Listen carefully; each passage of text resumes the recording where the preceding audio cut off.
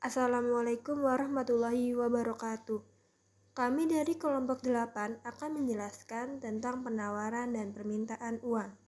Sebelum menuju ke pembahasan, perkenalkan kami dari kelompok 8 yang beranggotakan Nurul Istiana, Agung Trinugroho, dan Gevira Zahira Safa. Di sini kami akan membahas tentang permintaan uang, yaitu pengertian, teori, dan faktor terjadinya permintaan uang. Lalu yang kedua ada penawaran uang, ada pengertian, teori, dan faktor penawaran uang. Lalu selanjutnya ada kurva permintaan dan penawaran uang, dan yang terakhir adalah studi kasus. Mari kita menuju ke pembahasan yang pertama. Yang pertama yaitu permintaan uang.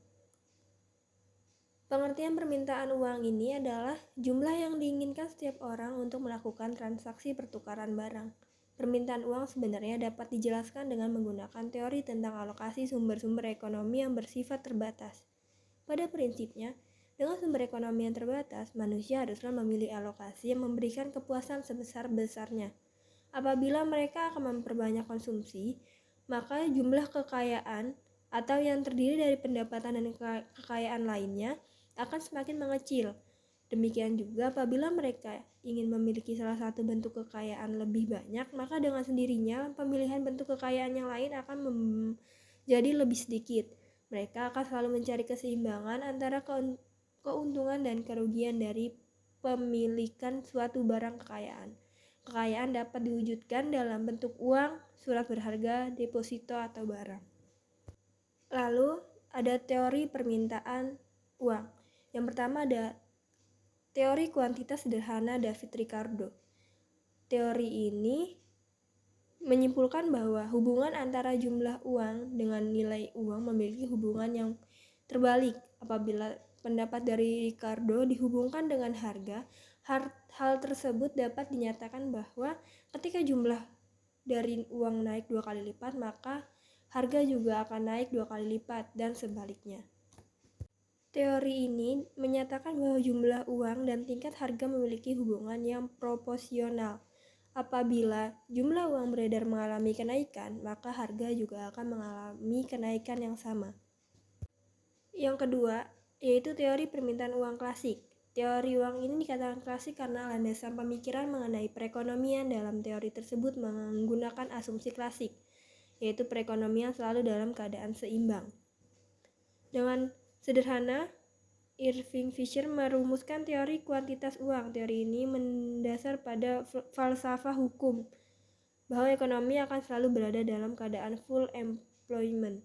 Menurut Fisher, apabila terjadi suatu transaksi antara penjual dan pembeli, maka terjadi pertukaran antar uang dan jasa, sehingga nilai dari uang yang ditukarkan pastilah sama dengan nilai barang atau jasa yang ditukarkan.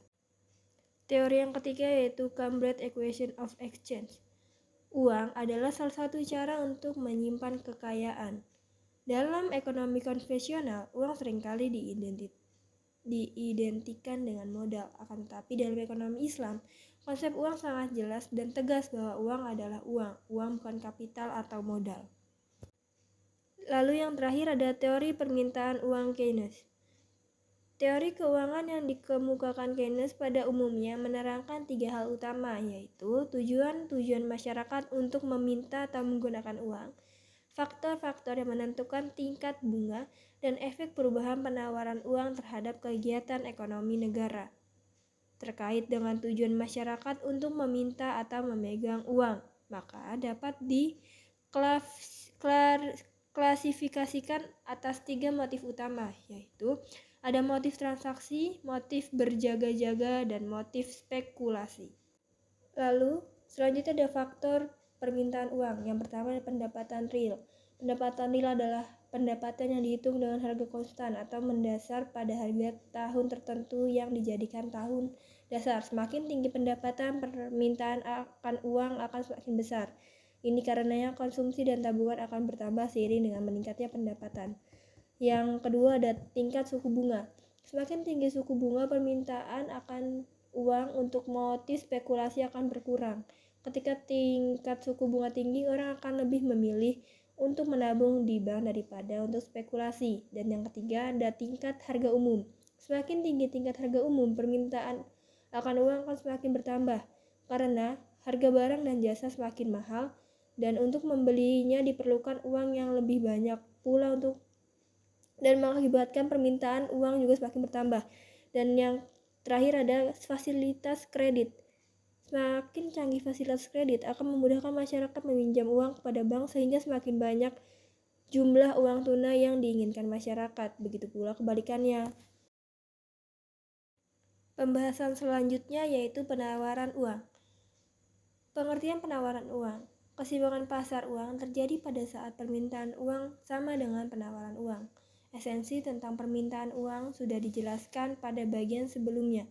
Untuk menawarkan uang dalam pendekatan ekonomi konvensional merupakan sesuatu yang menjadi kewenangan dari bank sentral suatu negara. Penawaran uang adalah jumlah uang beredar dan tersedia dalam suatu perekonomian. Adanya kebijakan moneter, yaitu kebijakan yang bertujuan untuk mengatur penawaran uang atau mengatur jumlah uang yang beredar. Jadi penawaran uang merupakan tugas Bank Indonesia untuk mengendalikannya. Ada 3 lembaga yang menawarkan uang antara lain pemerintah, bank sentral, dan bank umum. Lalu selanjutnya ada teori penawaran uang. Yang pertama ada penawaran uang tanpa bank. Teori ini menganggap seakan-akan perbankan tidak ada, kalaupun ada tidak mempunyai pengaruh terhadap proses penciptaan uang. Teori ini adalah gambaran ketika perekonomian masih menggunakan emas sebagai alat pembayaran dan belum ada sistem perbankan yang mempengaruhi penggunaan alat tukar tersebut. Ciri penawaran uang pada teori ini yaitu harga emas bisa naik dan turun. Uang beredar secara otomatis berdasarkan mekanisme pasar dan tanpa campur tangan pemerintah. Teori yang kedua adalah penawaran uang klasik. Pandangan pokok teori ini adalah sama, yaitu perubahan dalam penawaran uang akan menimbulkan perubahan proporsional dengan tingkat harga. Kenaikan penawaran uang akan menaikkan harga pada tingkat yang sama, dan penurunan penawaran uang akan menurunkan harga juga pada tingkat yang sama. Lalu teori yang terakhir adalah teori penawaran uang modern. Teori penawaran uang modern atau sistem standar kertas dikembangkan oleh ekonom-ekonom setelah Keynes. Dalam sistem standar kertas, sumber dari terciptanya uang beredar adalah otoritas moneter merupakan penyalur uang inti atau uang primer, sedangkan lembaga keuangan merupakan penyalur uang sekunder bagi masyarakat. Selanjutnya yaitu faktor penawaran uang. Yang pertama ada tingkat diskonto. Tingkat diskonto adalah bunga yang diterapkan bank sentral kepada bank umum yang meminjam dana. Bank Indonesia bertugas sebagai leader, berkewajiban membantu bank umum dalam hal peminjam dana. Semakin tinggi tingkat diskonto, maka semakin sedikit uang yang dapat dipinjam oleh bank umum sehingga penawaran uang berkurang, begitupun sebaliknya.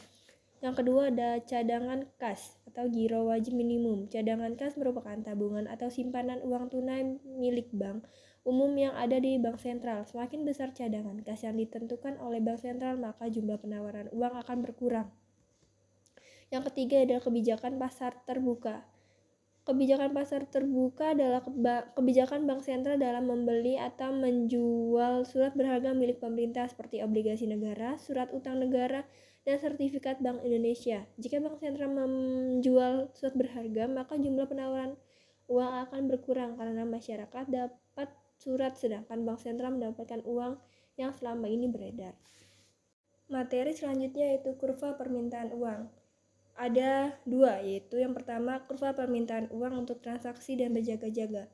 Dari kurva permintaan tersebut tampak bahwa semakin tinggi pendapatan, semakin besar permintaan uang untuk kedua tujuan tersebut. Sementara itu pada saat pendapatan besar, YA, maka jumlah uang yang diperlukan untuk transaksi dan berjaga-jaga sebesar MA. Tetapi bila pendapatan nasional YB, maka uang yang diperlukan sebesar MB. Yang kedua yaitu kurva permintaan uang untuk spekulasi. Kurva permintaan uang untuk spekulasi menunjukkan bahwa makin tinggi tingkat bunga IA, semakin kecil permintaan uang MB. Sebaliknya, makin rendah tingkat bunga IB, makin besar permintaan uang MB. LP pada gambar tersebut menunjukkan kurva preferensi likuiditas. Yang selanjutnya ada kurva penawaran uang. Penawaran uang pada umumnya berasal dari bank. Dalam hal ini, bank akan memberikan kredit kepada masyarakat. Oleh karena itu, tingkat suku bunga R sangat berpengaruh dalam penawaran uang. Dapat dilihat dalam kurva penawaran berikut ini. Pada saat tingkat suku bunga R0, penawaran uang pada bank umum adalah M0 dan ketika tingkat suku bunga naik menjadi R1, maka jumlah penawaran uang di bank umum menjadi M1. Pembahasan kita yang terakhir yaitu ada studi kasus. Dampak pengaruh kartu debit atau ATM terhadap permintaan uang di Indonesia. Menurut teori Baumol dan Tobin yang diperbarui lagi oleh Lapi dan Sesi, bahwa adanya pembayaran non-tunai berpengaruh terhadap penurunan dan permintaan uang. Hasil ini sesuai dengan teori yang digunakan bahwa dalam jangka pendek dan panjang, variabel kartu debit atau ATM berpengaruh signifikan terhadap permintaan uang di Indonesia. Eksistensi kartu debit atau ATM di masyarakat sudah bagus di mana kartu debit sudah banyak digunakan oleh masyarakat. Hampir satu orang memiliki lebih dari satu kartu debit. Sudah banyak perusahaan yang menggunakan kartu debit untuk menggaji para karyawannya. Proses transaksi yang lebih mudah dengan menggunakan mesin ATM bisa melakukan transaksi transfer ke seluruh wilayah baik dalam negeri maupun luar negeri. Meskipun dalam proses tarik tunai terdapat batasan jumlah uangnya, namun untuk mengatasinya dapat dilakukan berulang kali.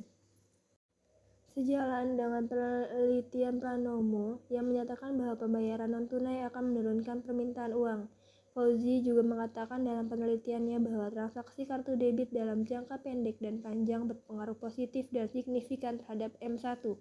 Teori yang lain juga disampaikan oleh Friedman bahwa perkembangan teknologi informasi akan memberikan implikasi pada kurangnya uang kartal dan transaksi pembayaran. Teori Cambridge juga mengatakan bahwa apabila tingkat bunga naik, maka ada kecenderungan masyarakat mengurangi uang yang ingin mereka pegang. Selain itu, penggunaan kartu debit untuk pembayaran oleh masyarakat Indonesia dapat menurunkan permintaan uang atau M1. Masyarakat lebih memilih untuk menyimpan uangnya dan bertransaksi menggunakan kartu debit dibandingkan menggunakan uang tunai. Sekian presentasi dari kami kelompok 8, kurang lebihnya mohon maaf. Wassalamualaikum warahmatullahi wabarakatuh.